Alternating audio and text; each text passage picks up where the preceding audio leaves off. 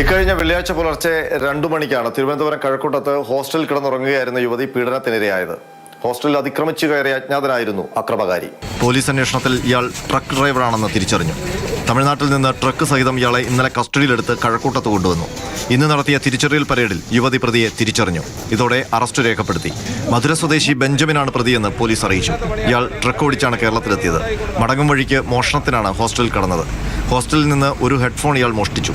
അതിനിടയിലാണ് ഒരു മുറി പൂട്ടിയിട്ടില്ലെന്ന് കണ്ടത്. അകത്ത് കയറി നോക്കുമ്പോൾ ഉറങ്ങിക്കിടക്കുന്ന യുവതിയാണ് കണ്ടത്. തുടർന്നായിരുന്നു പീഡനശ്രമം.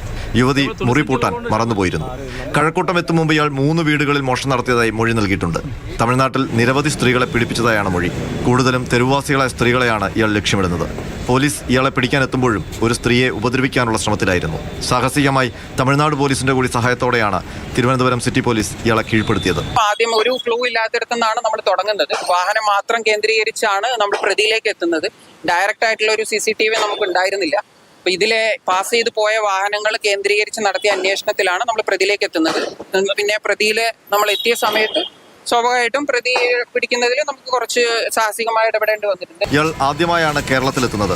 പിടിക്കപ്പെടുമെന്ന് പ്രതീക്ഷിച്ചിരുന്നില്ല. പോലീസ് കണ്ടെത്തിയില്ലായിരുന്നുവെങ്കിൽ ഇയാൾ വീണ്ടും തിരുവനന്തപുരത്ത് എത്തുമായിരുന്നു എന്നാണ് പറയുന്നത്.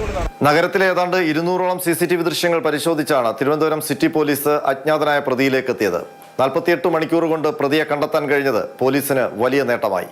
R Ananthakrishnan, Mathrubhumi news, Thiruvananthapuram.